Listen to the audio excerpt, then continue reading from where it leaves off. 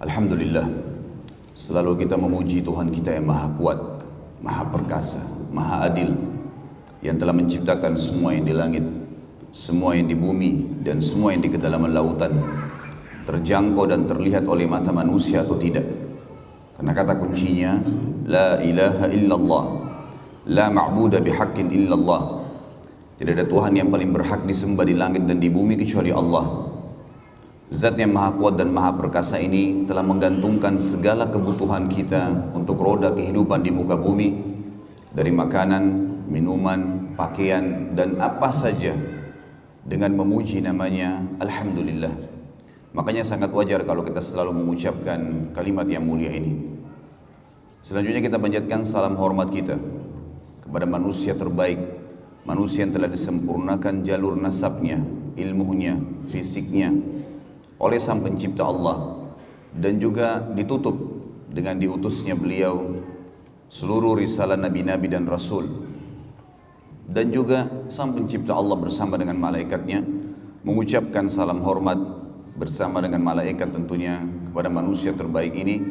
Maka sangat wajar sebagai orang yang beriman mengejar sebuah nilai ibadah yang telah ditetapkan oleh Sang Pencipta dengan mengucapkan salawat dan taslim kepada Nabi besar Muhammad sallallahu wa ala alihi wa sahbihi wasallam. Pertama-tama tentunya, karena ini pertemuan perdana kita di dalam materi As-Sirah Nabawiyah, dan ini sesuai dengan permintaan teman-teman dari DKA Masjid, terutama saudara dan sahabat dekat saya Ustadz Mukhlis, jazakallah khair, yang meminta untuk kajian sirah yang rutin di Balikpapan sebulan sekali. Dan semoga Allah subhanahu wa ta'ala tentunya mengikhlaskan niat kita dan menjadikan ini sebagai tambahan amal kita. Yang kedua, saya memberikan dukungan secara pribadi kepada semua ikhwat dan akhwat yang hadir, karena memang majelis ilmu adalah landasan agama kita. Jangan pernah lewatkan satu hari ikhwat dan akhwat sekalian tanpa ada ilmu. Ilmu ini yang saya maksud adalah ilmu agama. Dia akan mendatangkan keimanan, dan kalau keimanan sudah tertanam dalam hati seorang mukmin, maka dipastikan segala sesuatunya berubah dari buruk menjadi baik, dari pelit menjadi dermawan, dari penakut menjadi pemberani, dari bodoh menjadi pintar, berubah semuanya. Dan kalau keimanan sudah ada, maka seluruh perintah Sang Pencipta Allah yang maha kuat dan maha perkasa akan dikerjakan, dan semua larangannya pasti akan dijauhi. Tentu balasan maksimal adalah kita akan masuk ke dalam surga yang kekal dengan izin Sang Pencipta Allah tentunya. Oleh karena itu teman-teman sekalian, saya akan mengucapkan seperti yang baginda Nabi SAW ucapkan kepada seluruh sahabat yang datang menuntut ilmu, marhaban bitalabatil ilm, selamat datang para penuntut ilmu. Majelis ini teman-teman dihadiri oleh para malaikat, disaksikan oleh para malaikat yang mencatat ini menjadi amal kita. Di dalam sebuah riwayat yang sahih disebutkan, siapa yang keluar dari rumahnya, baik dia akan mengajar atau akan belajar ilmu, maka dicatatkan baginya pahala haji lengkap sampai dia pulang. Di dalam riwayat yang sahih yang lain dikatakan, siapa yang keluar dari rumahnya menuntut ilmu, belajar atau mengajar, maka dia di jalan Allah sama dengan jihad di jalan Allah sampai dia kembali. Riwayat sahih yang lain mengatakan, kata Nabi SAW, sesungguhnya malaikat menebahkan atau melebarkan sayapnya menaungi para penuntut ilmu. Dan banyak sekali riwayat kalau kita ingin sebutkan tentang manfaat majelis ilmu. Tidak akan ada kejenuhan dalam majelis ilmu. Yang ada adalah ilmu, pengetahuan, bertambah kokohnya dan kuatnya keimanan seseorang, bertambah baiknya keadaan dia pada saat dia bubar. Maka harus dimaksimalin teman-teman sekalian. Terlebih lagi sekarang, kalau tidak bisa hadir di majelis ilmu atau kebetulan dai atau ustadz yang tidak hadir, maka ada media sosial yang sangat mudah dijangkau. Di tangan setiap orang kita sekarang bisa nonton apa saja, ceramah tentunya yang saya maksudkan, dan ceramah yang benar berlandaskan Al-Quran dan Sunnah dari HP kita. yang setiap saat kita pakai atau kita bawa ke tempat tidur, dibawa ke kamar mandi, dibawa kemana-mana. Maka alat ini telah Allah mudahkan buat kita dan akan ada pertanggungjawabannya pada hari kiamat untuk kebaikan. Jangan sampai disalahgunakan kepada hal-hal yang tidak dibenarkan, karena juga semua akan ada pertanggungjawabannya. Selanjutnya teman-teman sekalian, sebelum kita masuk ke tema yang ketiga yang saya ingin sampaikan, setelah ucapan saya terima kasih dan dukungan kepada para panitia dan juga kepada teman-teman yang hadir di majelis ilmu, maka metode yang saya gunakan, saya tidak punya rujukan khusus dalam buku sirah, dalam arti kata banyak rujukannya.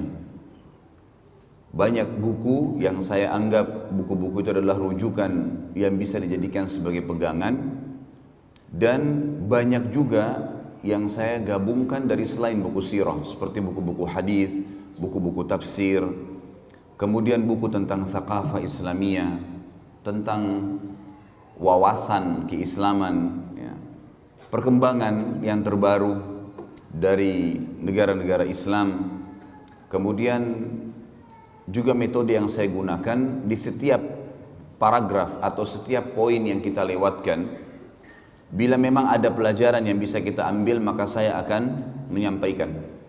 Makanya sekitar 38 episode sebenarnya di dalam ceramah Sirah Nabawiyah yang sudah di-upload di YouTube itu sudah bertahun-tahun dan belum selesai.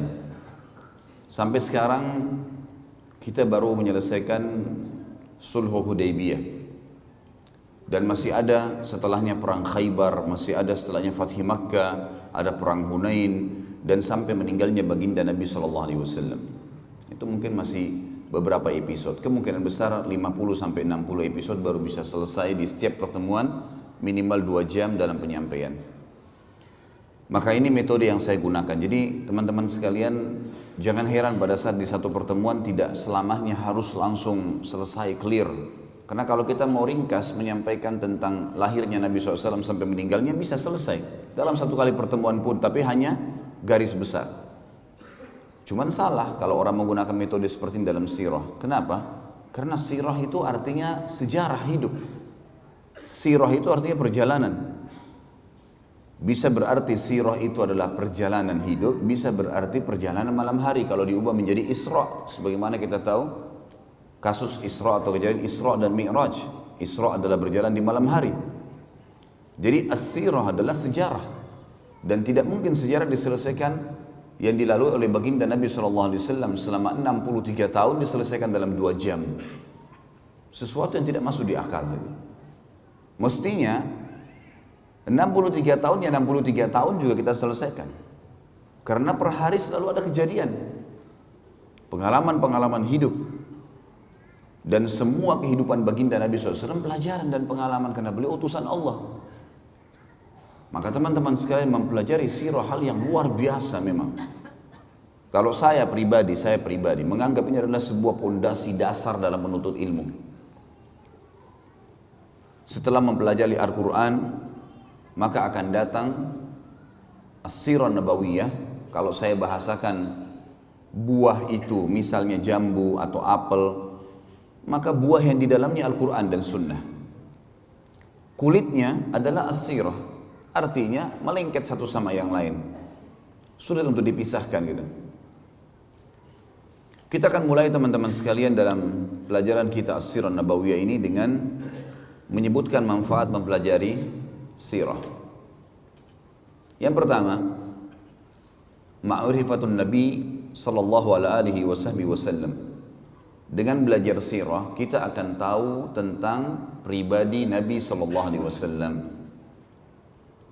Bukan hanya sekedar selama ini kita baca buku kemudian kita mengetahui, oh Rasulullah sallallahu alaihi wasallam bersabda begini, hukumnya ini begini. Bukan cuma sekedar itu. Tapi kita akan lihat nanti bagaimana dari beliau masih bayi, anak-anak, kemudian remaja, kemudian masuk ke masa pernikahan. Ini semua fase sebelum kenabian. Belum jadi nabi. Kemudian sampai akhirnya ada keturunan, anaknya meninggal, suka duka dalam perdagangan, menghadapi masyarakat, safar, ya, Kemudian baru kita masuk ke masalah penobatan kenabian dan prosesi setelah itu dalam 23 tahun sisa umur beliau. Setelah umur 40 tahun dinobatkan jadi nabi, 13 tahun fase Mekah semuanya dengan cobaan. Sedikitnya orang yang beriman gitu kan.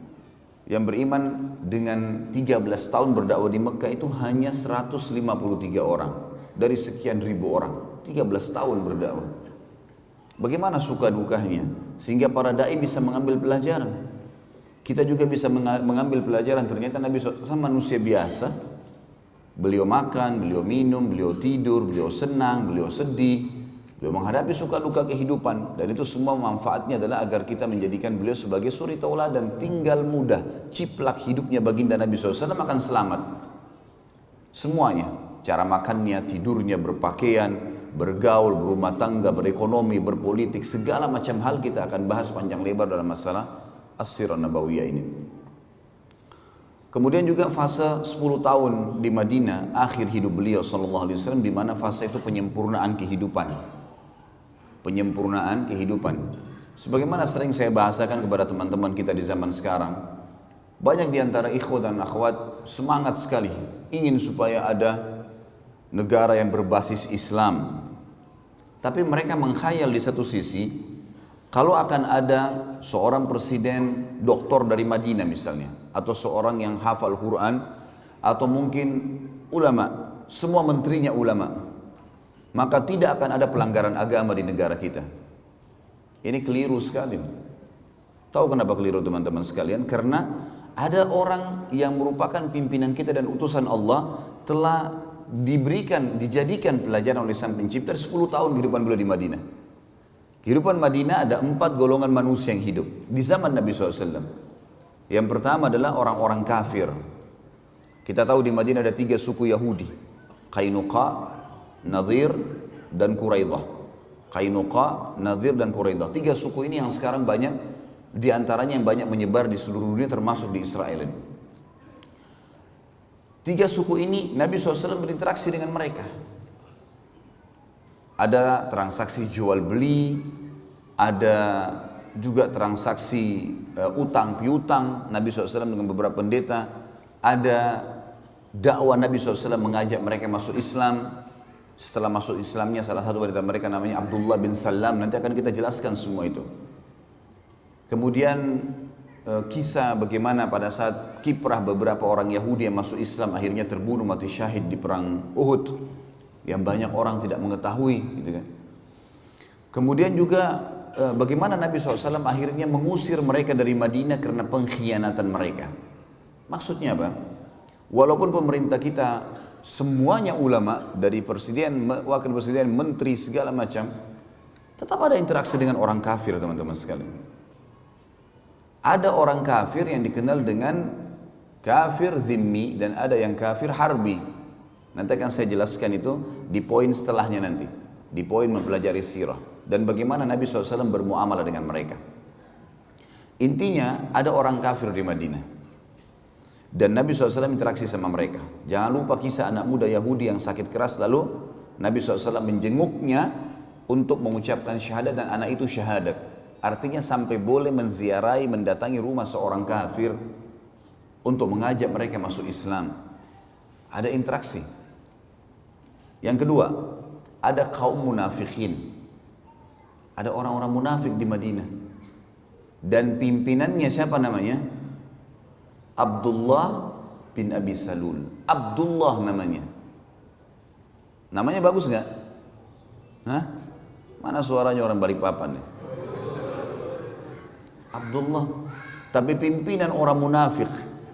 Dipastikan kekal di api neraka, meninggal dalam kemunafikannya. Jangan heran, di zaman kita sekarang ada orang namanya Muhammad, namanya Ahmad, namanya Yusuf, tampil di televisi, tampil di media, membenci Islam. Kenapa harus heran? Di zaman Nabi SAW ada orang munafik nggak? Namanya siapa? Abdullah. Ambil pelajaran, ini dari sirah diambil nih. Pelajaran pengalaman hidup. Artinya, walaupun pimpinan kita semuanya ulama, akan ada orang munafik di tengah-tengah mereka. Karena kita tidak lebih baik dari Nabi SAW. Ini penting sekali. Karena orang banyak mengkhayal seakan-akan tidak, kalau sudah berdiri negara Islam tidak akan ada masalah. Sampai sekarang mereka menyorotin Saudi. Katanya Saudi terapkan hukum Islam. Kok masih ada orang begini? Kok masih ada begini? Loh, jangankan kerajaan Saudi. Nabi SAW saja di zaman beliau ada.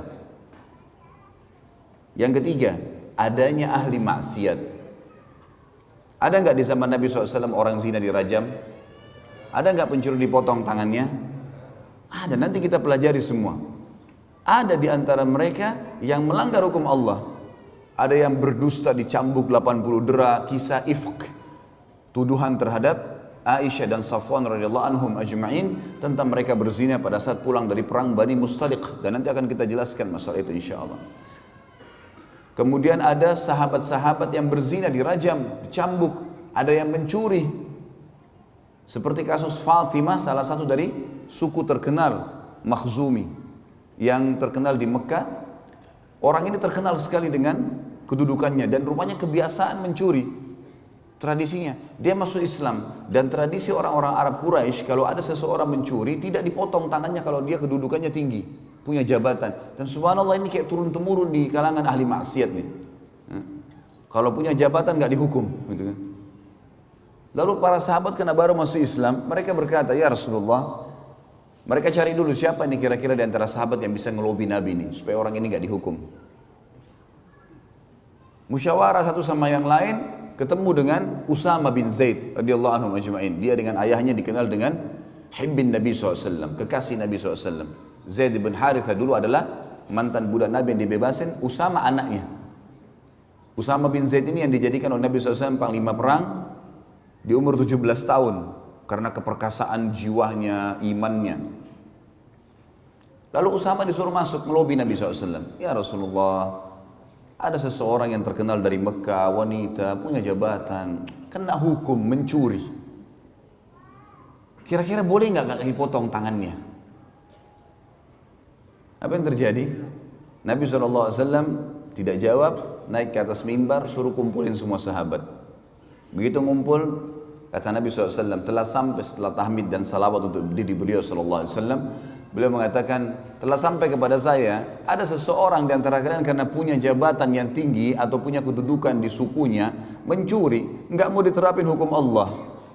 Ketahuilah, demi jiwa Muhammad yang dalam genggamannya, maksudnya demi Allah. Kalau seandainya Fatimah binti Muhammad, jangankan Fatimah yang itu, Fatimah anak saya, anaknya Nabi, anaknya Raja Muslimin pada saat itu, mencuri, saya akan potong tangannya. Gak ada toleransi dalam Islam. Dipotong tangannya akhirnya. Ada sahabat yang berzina, ada sahabat yang mencuri, ada sahabat yang dusta. Ada di antara mereka. Artinya ada usatul mu'minin, ada ahli maksiat. Maka teman-teman sekalian fahamin, pemerintah Islam bagaimanapun kuatnya akan ada di tengah-tengah mereka ahli maksiat. Kita tidak lebih baik dari Nabi SAW. Tetapi berita gembiranya ada golongan keempat. Ada orang-orang beriman dan ini yang mendominasi. Sehingga tiga kelompok yang pertama tidak bisa keluar dari koridor hukum Allah. Yang maksiat dihukum, ya, yang munafik diketahui. Lalu Nabi SAW sebutkan ciri-cirinya. Nanti akan kita pelajari di akhir sekali sebelum meninggalnya Nabi SAW, ada pembongkaran kedok para munafikin. Si fulan munafik, si fulan munafik, si fulan munafik, karena cirinya banyak jelas. Pura-pura Islam tapi mereka kufur. Kemudian juga akan ada orang-orang kafir yang akan interaksi. Ulama sepakat mengatakan orang kafir tetap akan ada di muka bumi sampai menjelang hari kiamat. Gak bisa lepas itu. Karena kata Nabi SAW, kiamat tidak akan terjadi kecuali pada orang-orang yang buruk atau kufur saja. Orang beriman semua akan meninggal dengan tiupan angin yang menerpah tubuh mereka. Sampai kata Nabi SAW, kalau seseorang dan kalian sembunyi di dalam gunung, maka angin itu akan masuk dan merenggut nyawanya. Sehingga tidak tertinggal kecuali orang kafir dan buruk di muka bumi, lalu kiamat terjadi pada mereka. Hadis jelas. Bagaimanapun antum mendakwai orang kafir, alhamdulillah ada yang masuk Islam misalnya, tapi tetap akan ada mereka. Dan fase mereka berhenti hanya di fase waktu Isa alaihissalam turun membunuh Dajjal. Pada saat itu, maka kata Nabi SAW, semua jalan-jalan kecil pun di muka bumi akan dimasuki Islam. Baik dengan kemuliaan, dia sengaja memasuki Islam karena dia tahu kebenaran, atau penghinaan, artinya dia harus masuk Islam secara paksa atau akan dibunuh. Sehingga tidak ada lagi orang yang tidak muslim di zaman Isa alaihissalam. Tetapi setelah Isa alaihissalam meninggal dunia, setelah matinya Ya'juj Ma'juj, tanda-tanda hari kiamat, maka manusia akan kembali kufur lagi dan mereka kembali menyembah berhala. Iblis akan menyuruh mereka menyembah berhala dan pada mereka lah terjadi hari kiamat itu. Berarti lihat teman-teman sekalian, bagaimana kita memahami sirah ini dan mengetahui kehidupan Nabi SAW penting sekali, luar biasa gitu. Ya.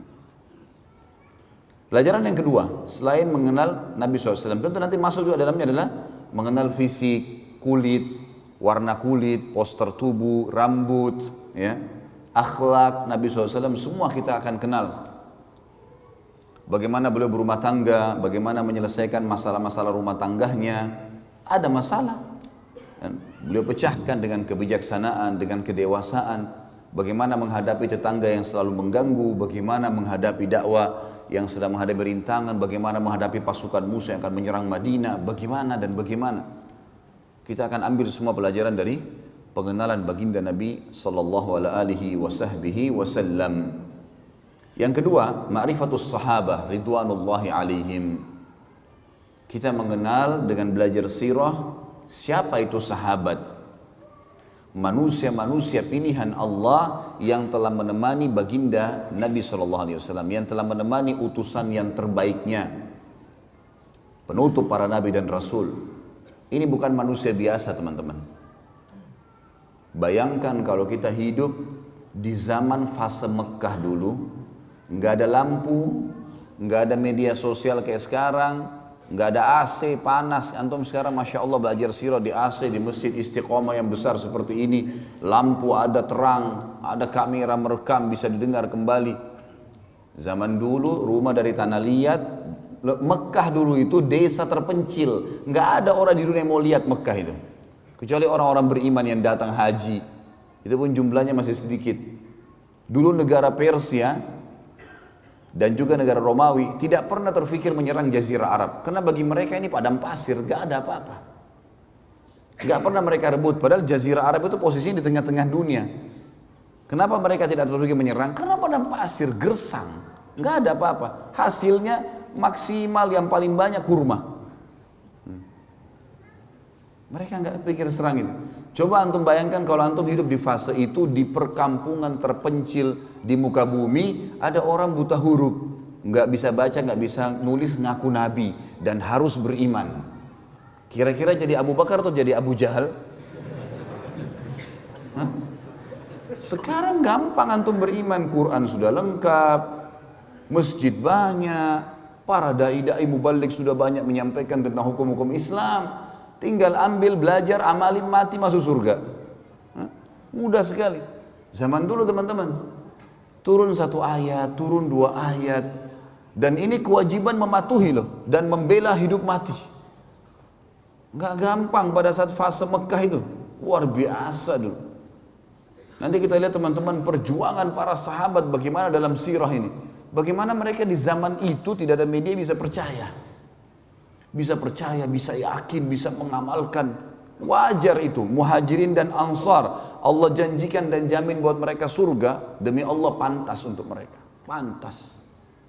Perjuangan yang meninggalkan keluarganya, berkorban dengan hartanya, berkorban dengan darahnya. Kisah-kisah yang kadang-kadang subhanallah, saya kalau belajar kisah sahabat tidak sadar netes air mata di depan laptop saya itu. Luar biasa kisah mereka ini. Di mana kita ini gitu. Kita selalu sibuk dengan pasar, dengan dagangan, dengan istri, dengan anak, dengan ini, lupa tidak ada perjuangan buat agama gitu. Ini sahabat luar biasa, pengorbanan yang luar biasa. Wajar Allah mengatakan radhiyallahu anhum wa radu an. Allah sudah ridho dengan mereka. Tahu ridho teman-teman? Ridho itu kalau orang diberikan sesuatu yang membuat dia sangat puas, baru dikatakan ridho. Kalau misalnya kita memberikan seseorang sesuatu, misalnya ada fakir miskin minta, kemudian kita kasih uang, misal dia butuh 3 juta rupiah, kemudian kita kasih 10.000 rupiah. Ya udah, dia terima kasih, dia pergi. Apa dia sudah ridho? Dia ridho teman-teman kalau dia minta 3 juta, antum kasih 5 juta. Dia akan doain antum, dia akan berterima kasih. Nah itu namanya ridho tuh. Kalimat ridho digunakan di situ. Allah mengatakan radhiyallahu anhum, pakai anhum jamak. Allah ridho kepada semua mereka, sahabat itu. Yang ridho siapa? Pencipta langit dan bumi. Waradu'an, tidak cukup di situ. Allah bilang, dan mereka dipastikan memang ridho dengan Allah. Memang mereka siap mengorbankan apa saja untuk Allah dan Rasulnya alaihi salatu wassalam. Kita akan belajar teman-teman, ada kisah sahabat yang kiprahnya sangat luar biasa, kisah heroik dalam masalah perjuangan jihad, dalam masalah sedekah, dalam masalah berbakti dengan orang tua, dalam masalah memperjuangkan dan menjalankan sunnah Nabi SAW, agamanya Nabi SAW yang dibawakan. Banyak sekali yang kita bisa ambil. Nah ini semua kita akan ambil dari sirah, pentingnya luar biasa gitu. Yang ketiga, ma'rifatu sababun nuzulul Quran, sababun nuzulul Quran. Mengetahui dari sirah tentang sebab turunnya Al-Quran. Dari sekian 6.000 sekian ayat Al-Quran, saudaraku seiman, ada di antaranya ayat-ayat yang punya sababun nuzul atau sebab turunnya ayat. Kalau ada sababun nuzul ayat, maka kita semestinya membaca ayat dengan sababun nuzulnya, karena sebab turun ini akan membuat kita memahami tentang apa yang sedang Allah inginkan di ayat itu. Dan semua sabab nuzul diambil dari materi sirah. Nanti kita akan lihat dari sirah ini, oh ternyata ayat sekian turun karena kejadian ini di surah ini. Juga kita jadi tahu teman-teman, kenapa Iqra bismi rabbikal ladzi khalaq yang turun pertama sekali ayat berada di juz 30. Kenapa bukan di pertama? Kenapa Al-Fatihah yang pertama? Banyak ayat-ayat Al-Quran yang turun di Mekah itu berada di juz 30 semua, rata-rata di juz terakhir. Padahal awal-awal turun. Ternyata memang sabab nuzul berpengaruh di sini. Sebab turunnya ada, terjadi sesuai dengan kasus, dan Allah yang maha tinggi dan maha pemurah memerintahkan Nabi-Nya Muhammad SAW meletakkan ayat-ayat itu pada tempatnya. Seperti misal letakkan ini di sini, letakkan ini di ayat di surah nomor ini, di surah ini di ayat sekian, sehingga tersusunlah 30 juz seperti kita sekarang. Semua diambil dari sirah itu, karena per kasus. Nanti kita lihat, oh ternyata turun surah nomor 74, surah nomor 75 di tahun sekian, di waktu ini, oh kejadian ini. Tentu tidak semua ayat Al-Quran punya sebab nuzul, tapi kalau ada, itu akan memberikan kita ya kejelasan tentang kenapa ayat itu dipelajari atau kenapa ayat itu turun, dan kita akan faham hukumnya. Yang keempat dari mempelajari sirah, ma'rifatu sababul wurudul hadis. Jadi mengetahui tentang sebab disebutkannya hadis. Sebab disebutkannya hadis. Kalau ayat tadi ada sababul nuzul, kalau ini sababul wurud. Jadi sama dengan ayat tadi, hadis-hadis Nabi SAW ada yang memiliki sababul wurud, sebabnya Nabi sebutkan, ada juga yang tidak. Tentu memahami sababul wurud penting sekali, karena dengan mengenal atau mengetahui sababul wurud kita tahu apa yang Nabi SAW sedang luruskan di situ. Contoh misal, pernah Nabi SAW dalam hadis Bukhari Muslim jalan di sebuah pasar, kemudian menemukan ada seseorang berdagang jual gandum ditumpuk seperti gunung gitu. Warnanya kuning cerah, bagus sekali. Orang banyak tertarik membeli gandum dari toko itu. Nabi SAW, Nabi utusan Allah, ada wahyu menyampaikan, maka beliau masuk ke dalam toko orang itu. Begitu masuk ke dalam toko, Nabi SAW mengecek di bagian dalam gundukan. Jadi orang kalau lihat dari luar, oh gundukannya bagus. Dia seakan-akan menyendok dari gundukan itu. Padahal sebenarnya di bagian dalam itu buruk sekali. Gandumnya kualitasnya lain dan dibasahi supaya bobot berat timbangannya bertambah. Maka apa yang terjadi? Nabi SAW mengambil yang buruk itu lalu mengangkatnya sambil mengatakan, man ghasyana falaysa minna. Siapa yang menipu kami bukan dari golongan kami. Coba kalau antum baca sepintas hadis ini tanpa tahu sababul wurudnya, Apa maksudnya? Global sekali. Ternyata Nabi SAW mengkhususkan kaum muslimin. Siapa yang menipu kami bukan dari golongan kami. Ini bukan berarti orang kafir boleh ditipu ya, enggak. Karena hukum yang berlaku pada kaum muslimin ada yang berlaku pada orang kafir, seperti enggak boleh ghibah, enggak boleh menipu, enggak boleh memukul, kecuali ada penyebab syar'i. Ada penyebab syar'i yang membuat kita bisa menghukum dia. Itu pun yang menghukum biasa pemerintah, atau mungkin dia tiba-tiba menyerang kita secara pribadi dan seterusnya. Ada hukum syar'i sendiri. Yang kelima, mempelajari sirah juga akan memberikan kita informasi ma'rifatul kuffar wal munafiqin. Kita akan mengetahui tentang keadaan orang kafir dan orang-orang munafik. Siapa sih orang kafir di mata Rasulullah SAW ini? Sehingga jangan sampai seperti ada sebagian kelompok Islam sekarang, vonis kafir ini, vonis kafir itu. Semua orang dianggap kafir kalau tidak segolongan sama dia. Ini keliru sekali. Dari mana ini? Ada penyebab, gitu kan? Sampai saya bahas ada di YouTube teman-teman sekalian, Nawaqidul Iman, pembatal keislaman. Di awal-awalnya saya jelaskan itu, salah satu disertasi S3 yang sangat baik tentunya, tulisan ini Masya Allah. Dan di situ disebutkan banyak pendapat ulama salaf. Ya, ulama sahabat tabi'in, tabi'in yang menjelaskan kepada kita tentang tidak bolehnya vonis kafir kecuali orang yang sudah jelas tervonis kafir sesuai dengan indikasi yang telah disampaikan oleh Nabi SAW di zaman beliau. Orang jelas-jelas murtad tinggalkan agamanya misalnya. Kalau orang hanya melakukan satu perbuatan, yang perbuatan itu kayaknya menuju kepada kekafiran, maka tidak akan terjadi padanya kecuali sudah ada hujjah. Sudah ada argumentasi sampai ke dia. Mungkin dia tidak tahu. Nabi SAW tidak spontanitas menyuruh seseorang memvonis ini pasti kafir.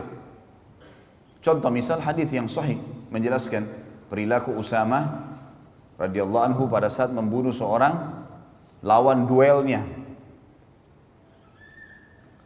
Terjadi peperangan dipimpin oleh Amr bin As radhiyallahu anhu ajma'in menyerang satu suku Arab yang mau menyerang Madinah. Berhasil menang. Rupanya ada satu orang ngolok-ngolok sahabat mau melawan, tapi sedikit melawan lari. Oleh Usama dikejar. Begitu ketemu duel sama Usama. Usama adalah orang yang kuat gitu. Begitu duel kalah orang ini. Orang ini tadinya menyerang Usama dengan pedang, dengan kekuatan. Usama tangkis, berhasil akhirnya Usama menjatuhkan pedangnya. Begitu sudah jatuh pedangnya, Usama angkat pedang, mau ditebas nih orang kafir ini. Dia mengatakan asyhadu an la ilaha illallah wa anna Muhammad Rasulullah. Orang kafir syahadat. Usama mau tebas berhenti. Ini syahadat. Tapi tadi dia mau bunuh saya ini. Dibunuh sama Usama. Udah. Para sahabat simpang siur. Ini perilakunya Usama gimana? Diingatin Usama. Hai Usama, dia syahadat. Gimana caranya kau bunuh? Jelas tadi dia hampir bunuh saya. Kalau saya tidak tangkis, saya sudah dibunuh sama dia. Berarti syahadatnya hanya takut lihat pedang. Udah simpang siur nih, pulang ke Madinah. Tiba di Madinah, diceritakan kepada Nabi SAW, ya Rasulullah begini kejadiannya. Apa kata Nabi SAW? Wahai Usama, dipanggil. Kenapa kau bunuh dia? Ya Rasulullah, tadinya begini dan begitu. Tangkis-tangkisan, serang-serangan, saya akan dibunuh. Kalau saya tidak tangkis, sudah ditebas leher saya sama dia. Kemudian pada saat pedangnya jatuh, dia syahadat. Asyhadu an la ilaha illallah Muhammadur Rasulullah. Maka dia syahadat karena dia takut lihat pedang saya. Apa kata Nabi SAW? Asyaqaqta an qalbi. Apa kau belah dadanya hai Usama sampai kau tahu dia benar atau tidak? Usama diam. Nabi SAW ulangi. Asyaqaqta an qalbi. Apa kau belah dadanya sampai kau tahu dia benar atau tidak? Nabi SAW ulangi terus sampai kata Usama, saya berharap mati masuk di kuburan gak keluar lagi. Karena beratnya kalimat itu, gitu kan? Diulangi terus oleh Nabi SAW. Apa kau belah dadahnya sampai kau tahu dia benar atau tidak? Terus diulangi. Artinya apa teman-teman? Hukumnya hukum zahir. Kalau kelihatan orang itu syahadat, kita nggak bisa buat apa-apa. Hukumnya. Kalau ada lagi indikasi setelahnya dia lakukan kekufuran, dia nyatakan lagi murtad misalnya atau apa, itu lain. Tapi kalau enggak, lihat bagaimana Nabi SAW bermuamalah dengan orang yang seperti ini, gitu kan? Ada juga orang-orang kafir yang Nabi SAW hadapi sesuai dengan keadaan. Ada yang Nabi SAW sengaja suruh bunuh. Seperti kasus Abu Rafi', salah satu pimpinan Yahudi yang selalu menghina Islam. dibunuh oleh Nabi SAW, disuruh. Salah satu sahabat bernama Abdullah bin Abi Atik radhiyallahu anhu pergi ke sana lalu membunuhnya, gitu kan. Ini memang luar biasa, setiap ada suku yang mau nyerang Madinah dibiayai sama dia. Setiap ada penyair yang menghina Nabi SAW, agama Islam, Allah, dibiayai sama dia. Setiap ada penyanyi, penari menghina-hina Islam sambil menari, dibiayai sama dia. Orang ini nyerang Islam dari belakang. Nabi SAW mengatakan, siapa yang bisa mengamankan urusannya Abu Rafi' ini? Kata Abdullah bin Abi Atik, saya Rasulullah. Maka kemudian dia pergi ke sana sama temannya beberapa orang, masuk ke benteng, berhasil membunuh Abu Rafi', gitu kan. Dan ini ada kisah sendiri, tentu nanti akan kita sampaikan insya Allah. Dan ini saya sampaikan juga di ceramah tentang, salah satu judul ceramah itu Kekasihku Rasulullah, Aku Mencintaimu, gitu kan. Yang baru tablik akbar di Makassar dan di Surabaya kemarin, menjelaskan banyak mujizat Nabi SAW, diantaranya perilaku ya terbunuhnya Abu Rafi' ini ada ibrah dan pelajaran yang besar, gitu. Jadi ada orang-orang munafik yang dihadapi dengan cara dibunuh, ada orang-orang munafik, ada orang kafir dihadapi dengan cara bunuh, ada orang kafir dihadapi dengan cara didakwahi, ada orang kafir dihadapi dengan cara ya diterima zahirnya dan seterusnya. Ada ajaran dari Nabi SAW. Begitu juga orang munafik.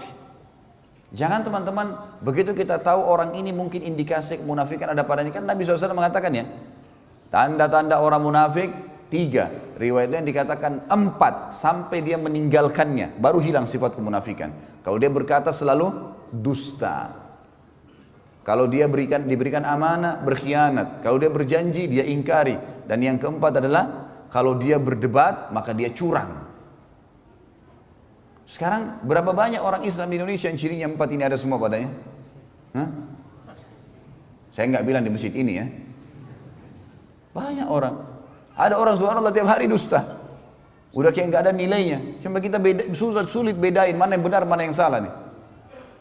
Makanan dusta, pakaian dusta, kerja dusta, semua dusta. Apa yang bisa dipercaya nih? Sama istrinya, sama suaminya dusta terus. Apa ini? Tanda-tanda kemunafikan. Tapi bagaimana caranya kita vonis dan bagaimana bermuamalah? Kan kata Nabi SAW, pastikan dia munafik tulen sampai dia tinggalkan. Berarti ada jalan keluar. Kalau dia taubat, dia tinggalkan, keluar dari munafikan, gitu kan? Dan Islam tidak pernah melihat masa lalu seseorang.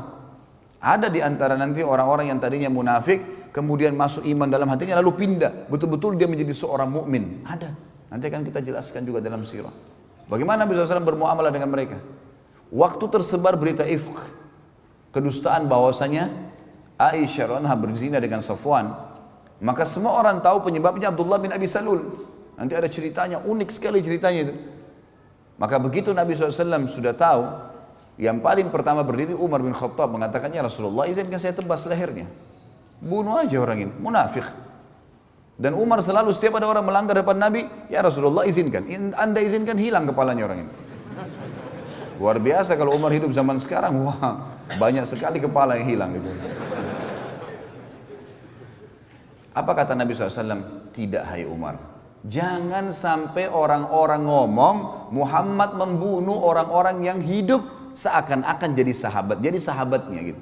Seperti ini munafik, jelas-jelas munafik, Nabi SAW tahu. Tapi kan dia berbaur dengan muslimin, seakan-akan dia bagian dari sahabat. Jangan sampai orang berkata Muhammad bunuh sahabatnya. Sampai tersebar di setiap musuh Nabi SAW. Ayo, orang-orang Yahudi biasa bilang kalau sudah terdesak kita masuk Islam saja, karena Muhammad gak mungkin bunuh sahabatnya. Sampai tersebar itu sebuah konsep. Berarti ada cara menghadapi orang munafikin. Dakwahi, sampaikan. Bukan seperti orang kafir, misalnya ada yang dibunuh, nggak ada. Kecuali ada penyebab-penyebab syarikat, dia berzina, dirajam, atau dia misalnya membunuh maka dia dibunuh dan seterusnya. Jadi ada metode cara menghadapinya. Dan sirah mengajar kita dengan sangat detail. Bahkan kejadian di zaman Nabi SAW per individu, gitu kan. Serta pelajaran yang luar biasa teman-teman sekalian adalah Islam tidak pernah melihat masa lalu seseorang. Ini kalau teman-teman ikuti ceramah di YouTube ada judul yang saya angkat, iya inilah aku sekarang. Dakwah atau sebuah ceramah yang semoga Allah SWT ikhlaskannya, tujuannya untuk memberikan motivasi kepada ikhwah dan akhwat yang berubah. Gak ada aibnya. Dulu pezina, dulu pemabuk, dulu perjudi, dulu kafir, dulu memerangi Islam. Tapi setelah syahadat, selesai semua. Karena Islam tidak membenci individu seseorang. Yang dibenci adalah perilaku yang salah. Umar bin Khattab dulu benci sekali sama Islam. Umar bin Khattab itu kalau keluar, khusus keluar dari rumahnya waktu di Mekah untuk nyiksa kaum muslimin. Khusus. Keluar ganggu, pukul orang, siksa orang muslimin. Sampai waktu itu tersebar berita kalau Umar kemungkinan masuk Islam. Kata beberapa sahabat apa? Kalau Umar syahadat, unta juga bisa syahadat. Kayaknya mustahil gitu, nggak mungkin. Tapi dia setelah syahadat, Islam nggak lihat lagi masa lalunya. Umar yang mengaku dan mengatakan saya seorang khamar, orang yang suka minum khamar, dan khamar banyak sahabatnya kan. Khamar itu banyak relasinya selalu ke khamar, zina, macam-macam judi. Memang perilakunya satu sahabat semua itu. Sama antum kalau hadir majelis ilmu, sahabatnya masjid, ya, sahabatnya Quran, sahabatnya kitab, memang begitu. Itu sahabatnya. Jadi kita kena satu sahabatnya, kena semua itu. Makanya jangan buka pintu itu. Orang yang buka pintu kesalahan seperti orang yang ada di mulut jurang. Jangan coba-coba. Sekali tergelincir susah keluar. Kecuali mendaki, susah. Maka jangan coba-coba. Sementara keimanan dan jalan amal soleh ini semuanya jalan lurus, enak. Jalan mulus sampai mati, nikmatin makan, minum, tidur segala macam. Setelah itu mati masuk surga, abadi selamanya. Jadi ada metode menghadapi mereka. Dan yang terakhir teman-teman yang kena mempelajari sirah adalah ma'rifatu dinul haniful Islam. Mengetahui tentang agama yang mulia Islam ini. Dari awal kisahnya. Dari awal turun wahyu pertama, wahyu yang kedua, yang ketiga, bertahap selama 23 tahun.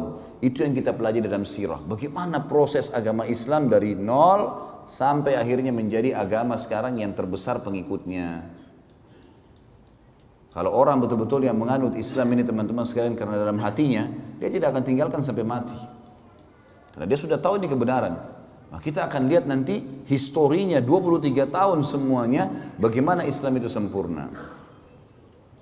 Inilah kurang lebih 6 poin manfaat mempelajari sirah. Tentu kalau ada poin-poin lain mungkin keterbatasan saya sebagai manusia biasa. Saya cuma menyusun di tulisan saya 6 poin ini.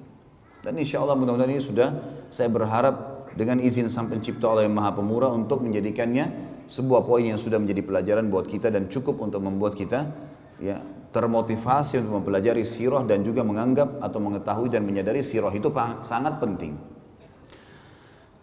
Kemudian kita masuk teman-teman ke sirah kita. Tentu saya tidak akan memulai dari sejarah Nabi Muhammad SAW. Saya akan jauh memulai sebelumnya. Kita akan mulai dari sejarah Mekah. Dari mana asalnya kota ini? Dulunya tidak ada di situ apa-apa. Padang pasir, lembah. Kemudian kita akan masuk ke kisah kota Mekah, kisah Zamzam, kisah pembangunan Ka'bah. Ada poin di situ. Kemudian ada masuk Islam, masuknya agama Yahudi di Jazirah Arab. Kemudian masuknya agama Nasrani di Jazirah Arab. Kenapa ada orang Arab tapi beragama seperti agama Yahudi? Kenapa ada orang Arab tapi agamanya seperti agama Nasrani? Orang-orang Arab tapi Nasrani sampai sekarang di Syria, di mana-mana ada. Kok bisa? Gitu kan? Maka ada nanti kisah-kisah bagaimana masuknya dua agama properti ini ke Jazirah Arab. Kemudian kita akan jelaskan juga ada kisah pasukan gajah, Abraha, siapa itu Abraha, dari mana dia, kisahnya bagaimana dia masuk ke Yaman, bagaimana, kenapa dia termotivasi menyerang Ka'bah, kejadian yang terjadi setelahnya, pelajaran-pelajaran besar yang kita ambil. Kemudian kita akan belajar tentang berkuasanya pemerintah negeri Faris di Yaman. Ini kurang lebih subjudul 1, jadi poin A di tulisan saya. Satu persatu akan kita bahas tentunya. Ini mungkin butuh beberapa kali pertemuan tentunya. Dan nanti akan ada lanjutan poin B-nya tentang masalah fase lahirnya Nabi SAW, kejadian-kejadian sebelum beliau lahir, tanda-tanda pada saat beliau lahir, apa saja, kemudian masa kecilnya, masa bayi, masa anak-anak, kasus masalah menyusui dengan Halimah Sa'diyah dan seterusnya, pelajaran-pelajaran yang kita ambil dari situ sampai masa beliau masuk menikah dengan Khadijah, dengan proses perdagangan dan seterusnya. Kemudian interaksi dengan manusia, penyampaian tentang beberapa pendeta-pendeta Nasrani tentang kebenaran risalah beliau sebelum beliau menjadi nabi. Kemudian baru masuk fase kenabian. baru kemudian masuk masalah fase kenabian dan segala macam hal yang lengkap berhubungan dengan masalah itu, peperangan-peperangan perjuangan Nabi SAW di Mekah, peperangan-peperangannya setelah di Madinah, dan seterusnya sampai akhirnya ditutup dengan meninggalnya baginda Nabi sallallahu alaihi wasallam. Baik, kita akan masuk teman-teman sekalian kisah kota Mekah dan kisah Zamzam serta pembangunan Ka'bah. Tentu kita akan mulai dari manusia terbaik yang dikenal juga manusia yang terbaik di kalangan manusia, tapi di kalangan para nabi tentunya, walaupun beliau adalah kakek kesekian Nabi SAW, tetap saja Nabi SAW manusia terbaik, ya. Karena beliau mengatakan, Nabi SAW mengatakan, ana sayyidu walad Adam yaumal qiyamah. Saya pimpinan anak Adam pada hari kiamat, wala fakhr, dan tidak ada kesombongan di situ. Berarti walaupun ya, Ibrahim alaihissalam yang akan kita sebutkan kisahnya, kakek kesekian Nabi SAW, juga tetap saja beliau terbaik di kalangan semua manusia karena dikenal dengan Khalil. Tetapi Nabi SAW tetap walaupun cucu kesekian adalah lebih baik di posisi ya di sisi Allah SWT daripada ayah atau kakeknya kesekian ini. Ibrahim alaihissalam manusia yang luar biasa, manusia yang Allah Subhanahu wa taala berikan julukan melalui lisan Nabi Muhammad SAW dengan Abul Anbiya, ayahnya para nabi-nabi, karena memang kisahnya akan kita lihat tentunya dengan dua orang istri yang dimiliki oleh Ibrahim alaihissalam. Namun sebelumnya saya akan mulai dulu dengan Ibrahim alaihissalam ini. Di masa kecilnya lahirlah Ibrahim alaihissalam dari dua orang tua, tapi yang disebutkan di dalam Al-Quran nama ayahnya Azar. Di zaman itu beliau lahir di Babilonia, dan Ibrahim alaihissalam dari suku asli Babilonia. Babilonia adalah suku nama kota di Irak, dan ini ada sukunya sendiri. Suku ini teman-teman bukan orang Arab, bukan orang Arab. Karena waktu itu orang Arab di zaman Ibrahim AS cuma ada di satu tempat, mereka belum menyebar. Adanya suku Arab di Mekah, adanya di Yaman. Adanya di Yaman, belum menyebar. Jadi memang setiap wilayah ada suku-suku sendiri. Babilonia ada sukunya, dan Ibrahim alaihissalam pada saat itu lahir di satu malam, satu sore hari menjelang maghrib, menjelang malam. Di hari tepatnya di mana Namrud, raja pada saat itu, mengaku sebagai Tuhan. Ayah Namrud meninggal, kemudian Namrud dinobatkan jadi raja. Tiba-tiba dia mengeluarkan sebuah informasi kalau dia adalah Tuhan, dan siapapun yang mengakui itu boleh mendapatkan apa saja yang dia minta. Apa saja yang dia minta. Minta harta, minta emas, minta tanah, minta apa saja dikasih. Maka orang berbondong-bondong banyak yang menyetujui masalah itu. Apalagi pada saat itu di Babilonia tidak ada seorang rasul, tidak ada nabi gitu. Pada saat lahirnya Ibrahim alaihissalam ini, Namrud pada malam harinya mimpi. Dia mimpi melihat kerajaannya hancur, terbakar sana sini. Lalu dia bangunkan semua penasehat-penasehatnya. Malam itu juga waktu dia ngaku sebagai Tuhan tuh. Apa takwil mimpi ini? Kok bisa saya mimpi seperti ini? Mereka semua angkat tangan mengatakan kami gak tahu. Sampai ada satu orang yang akhirnya mengatakan, wahai Namrud, kemungkinan malam ini di Babilonia ada anak yang lahir laki-laki yang akan menghancurkan kerajaan Anda. Namrud lalu mengeluarkan sebuah instruksi yang aneh. Dia mengatakan kalau begitu semua anak laki-laki yang lahir di negeri ini malam ini bunuh. Azar, salah satu penasihat Namrud, ahli membuat patung, datang di istana Namrud, kemudian dia tahu informasi atau instruksi Namrud ini, dan dia tahu istrinya baru melahirkan malam itu, sore itu Ibrahim alaihissalam. Maka datanglah Azar ke rumahnya mengatakan kepada istrinya, bawalah Ibrahim ini ke hutan supaya Namrud tidak membunuhnya. Ringkas cerita, dibawalah Ibrahim alaihissalam ke sana.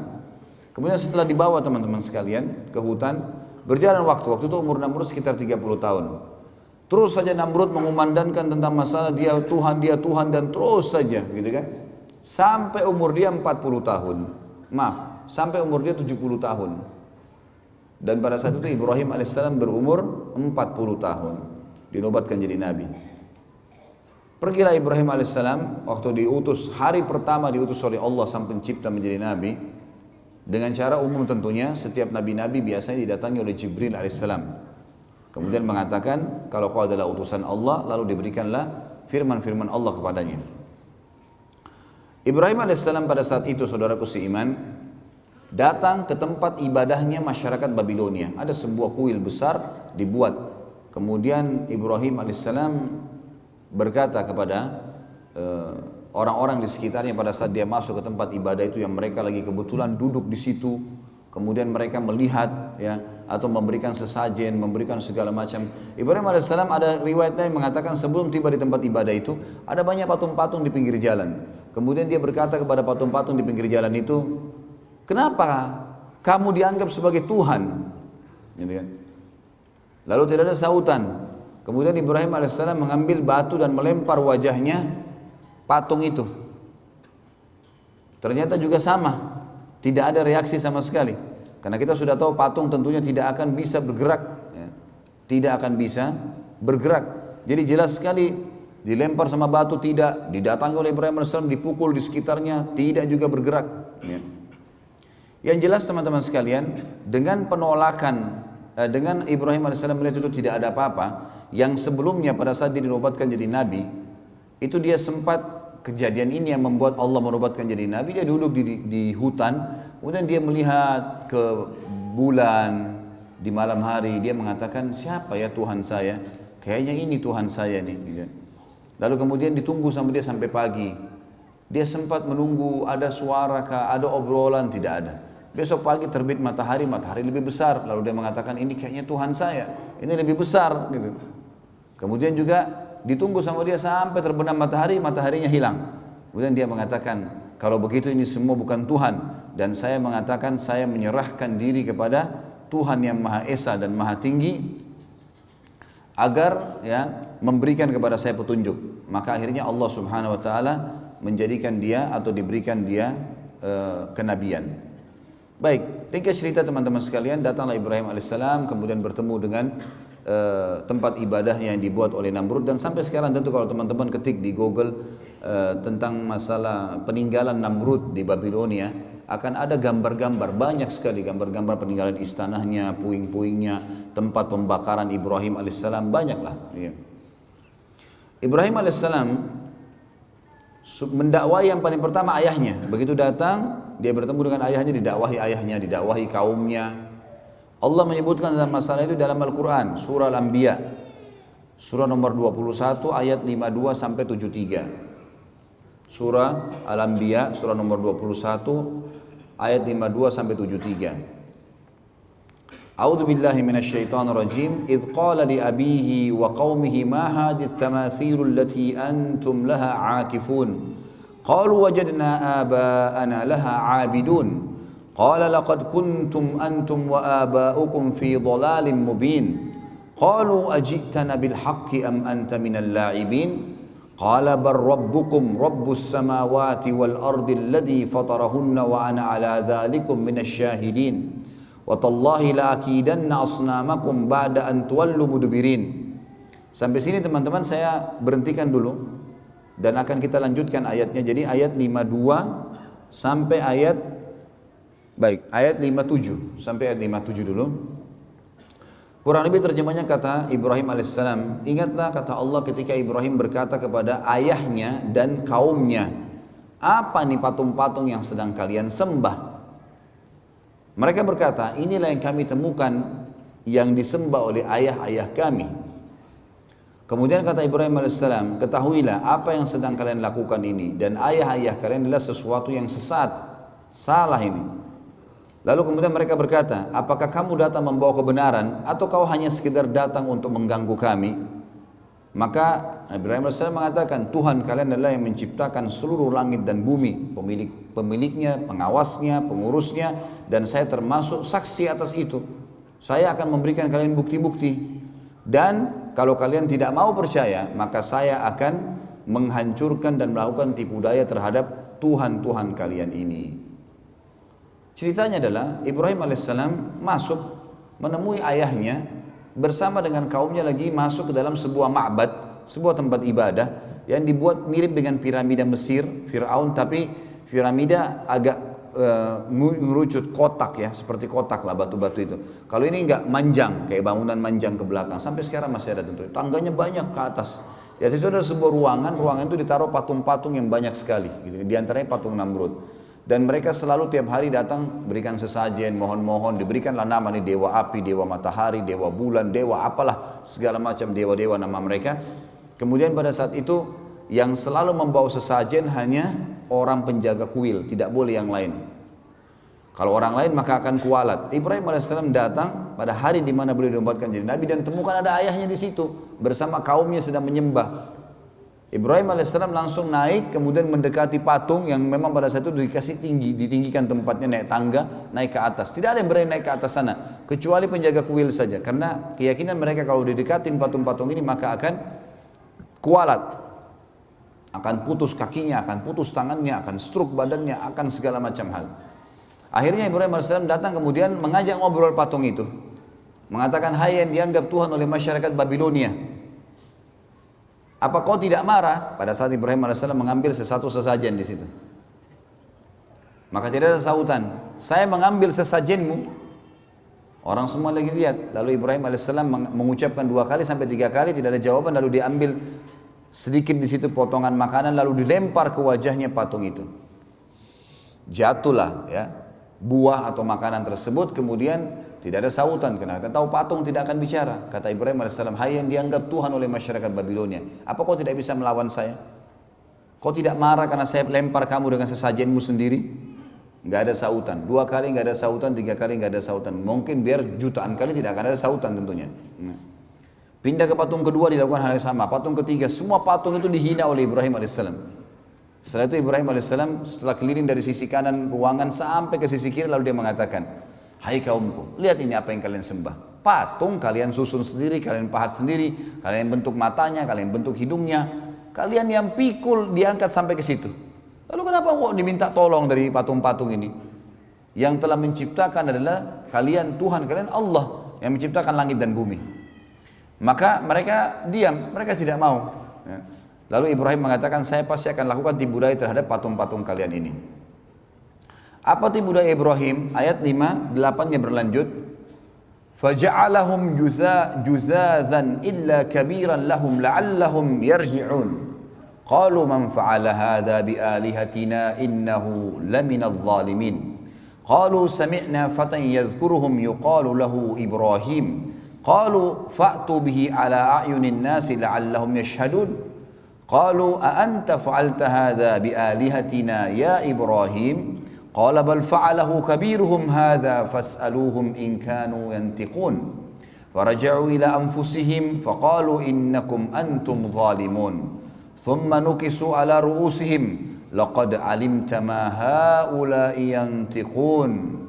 Qala afata'buduna min dunillahi ma la yanfa'ukum syai'an wa la yadurrukum uffin lakum wa lima ta'buduna min dunillah afala ta'qilun. Sampai sini teman-teman, sampai di ayat ya,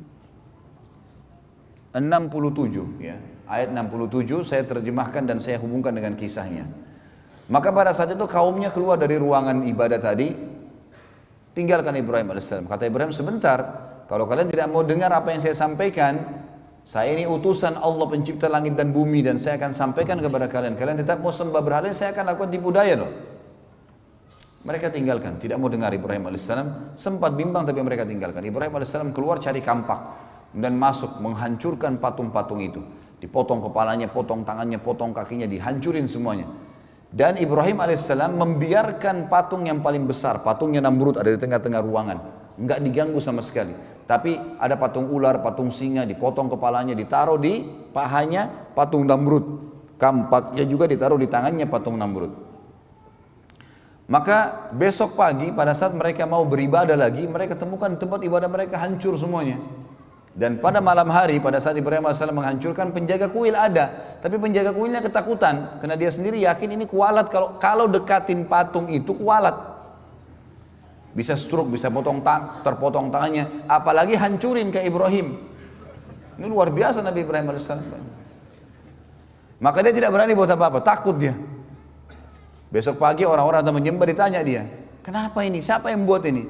Penjaga kuilnya nyaut, yang tadi malam tuh Ibrahim, gitu kan? Itu yang Allah katakan di sini, kan? Maka Ibrahim menghancurkan semua, juzadzan illa kabira. Jadi memang Ibrahim AS menghancurkan lebur semuanya kecuali yang paling besar, paturnya Namrud, agar mereka sadar. Lalu mereka berkata, siapa yang buat ini kepada Tuhan-Tuhan kami? Penjaga kuil mengatakan, kami mendengar dan yang kami tahu adalah yang tadi malam itu, Fatan itu dianggap anak muda, ya, yang semalam yang bernama Ibrahim. Maka mereka berkata, datangkanlah Ibrahim itu di depan orang-orang semuanya agar mereka bisa menyaksikan dan mendengarkan argumentasinya. Kenapa dihancurin? Maka begitu datang, mereka tanya, hai Ibrahim, apakah kau yang lakukan ini pada Tuhan-Tuhan kami? Maka Ibrahim berkata, bukan. Ibrahim mengatakan, qala bal fa'alahu kabiruhum. Kenapa tanya saya? Tanya patung yang paling besar itu yang pegang kampak, gitu kan. Tanya kalau dia bisa ngomong, gitu. Maka mereka kembali ke diri mereka sendiri, lalu mereka mengatakan, sesungguhnya kalianlah yang zalim. Setelah mereka dengar, pikir benar ya. Kata Ibrahim, coba lihat, kalau memang dia bisa buat apa-apa, maka dia yang melakukan. Kalau kalian yakin dia tidak bisa melakukan, lalu kenapa kalian menganggap dia sebagai Tuhan? Karena kebetulan waktu itu semua patung dewa ini, mereka anggap di bawah patungnya Namrud. Namrud adalah Tuhan, di atas Tuhan-Tuhan semuanya, paling kuat. Kemudian mereka kembali ke diri mereka, kata Allah. Setelah itu mereka, salah satu yang mengatakan, kayaknya kita yang zalim nih, kita yang salah. Kemudian mereka menundukkan kepala-kepala mereka dan akhirnya Ibrahim menunggangi untuk berdakwah. Kata Ibrahim, bukankah kalian lihat patung-patung ini tidak bisa ngomong sama sekali? Tsumma nuqisu ala ru'usihim laqad alimta ma haula'i yantiqun. Kalian tahu ini tidak bisa ngomong sebenarnya. Kemudian Ibrahim mengatakan, apakah kalian menyembah selain daripada Allah yang tidak bisa memberikan manfaat dan mudarat kepada kalian sedikit pun? Sungguh kecelakaan dan terhina perbuatan kalian karena kalian menyembah selain Allah. Sementara mereka, apakah kalian tidak berakal? Maka pada saat itu ada satu orang yang bilang, kayaknya Ibrahim ini harus kita laporkan ke Tuhan kita terbesar, Namrud. Kata Ibrahim, gak usah repot-repot, saya ke sana. Pagi hari, waktu itu sudah pagi. Namrud ini punya tradisi teman-teman sekalian, setiap pagi dia selalu duduk, setelah rapi, habis mandi, bersih segala, ada tirai yang ditaruh antara dia dengan pengikutnya, lalu diangkat tirai tersebut, ternyata orang-orang begitu lihat dia sujud semua, lalu mengatakan, wahai Tuhan kami yang agung Namrud, gitu. Begitulah ceritanya. Maka pada saat itu teman-teman sekalian, Ibrahim AS masuk bersama bondong-bondong manusia. Begitu tiba di dalam, semua orang diangkat tirai, semua orang sujud kepada Namrud kecuali Ibrahim AS. 40 tahun Namrud disujuti dan tidak pernah ada orang bangkang kecuali pada saat itu.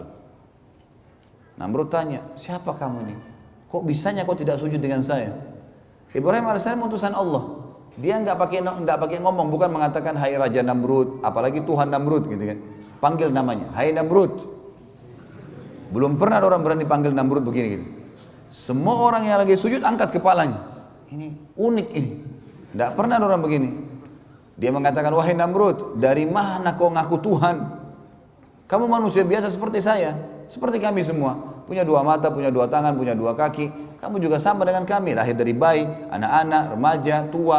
Seperti sekarang kau juga akan mati. Yang menghidupkan dan mematikan adalah Allah, Tuhanku dan Tuhanmu, dan Tuhan semuanya. Namrud waktu itu tidak mau kalah. Namrud mengatakan, baiklah Ibrahim, kalau kau ngaku Tuhanmu itu bisa menghidupkan, mematikan, saya juga bisa. Mau bukti? Kata Ibrahim, iya. Baik. Tangkap, disuruh pengawalnya, tangkap 2 orang laki-laki yang lewat depan istana. Ditangkap 2 orang. Yang satu disuruh pergi, dikasih hadiah macam-macam, pergilah. Kemudian yang satu disuruh bunuh, mati di tempat. Kata Namrud, lihat, saya menghidupkan dan saya mematikan. Ini kan kebodohan, karena orang yang disuruh pergi sudah hidup sebelumnya. Tapi akal-akalan dia mengatakan apa? Ini saya menghidupkan dan saya mematikan. Jibril alaihissalam datang menyampaikan kepada Ibrahim, ini orang ini percuma, diajak dialog di dunia, di bumi, dia akan terus cari akal. Tantang di langit sekalian. Kata Ibrahim alaihissalam, wahai Namrud, Tuhanku dan Tuhanmu Allah. Dan Tuhan segala satunya memindahkan matahari setiap hari dari timur ke barat. Apa kau bisa? Maka terdiamlah Namrud, tidak bisa ngomong. Allah mengatakan, nanti kita bacakan ayatnya, fabuhital ladzi kafar. Maka orang kafir itu jadi terdiam, tidak bisa bicara.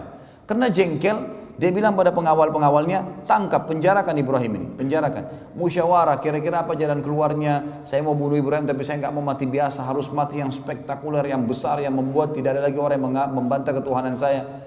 Musyawarah demi musyawarah sampai muncul akhirnya ide untuk membakar, karena bakar adalah cara membunuh yang paling menyakitkan. Dari pertama dibakar sampai mati kan tetap sakit gitu loh. Dibuatlah api dengan biaya yang besar. Namrud kerahkan semua kekuatan sampai terbuat api. Dalam sebuah riwayat Bukhari disebutkan, kalau burung lewat dan kena asap, uapnya asap itu walaupun tinggi, tiba-tiba sudah terpanggang karena besarnya gitu. Api itu panas sekali, setinggi kurang lebih istana Namrud 30-40 siku ke langit. Ini sekitar 17-20 meter tingginya. Setelah itu Ibrahim AS dikeluarkan, lalu kemudian dibakar. Setelah dibakar, dilempar, Namrud mengatakan 3 hari biarkan Ibrahim dalam api, dibiarkan. Setelah 3 hari dipadamkan, ternyata Ibrahim AS ada di tengah-tengah tumpuhan mereka. Setelah itu Ibrahim AS diselamatkan oleh Allah. Lalu Namrud pun pulang ke istananya, orang semua bubar dalam kondisi bingung, kok bisa Ibrahim, manusia mana nih dibakar tidak mati, nggak mungkin gitu kan. Dan tersebar berita ternyata Tuhan kita Namrud tidak bisa membunuh Ibrahim karena Ibrahim dibela sama Tuhannya. Jadi Tuhan Ibrahim lebih kuat. Namrud pulang ke istananya, kemudian dia bingung, sambil mabuk-mabukan, gimana jalan keluarnya nih. Dan memang subhanallah, orang-orang kafir sering dikasih oleh Allah kesempatan untuk melakukan satu hal yang maksimal, tapi nanti akhirnya ya, Allah batalkan dengan hal yang kecil.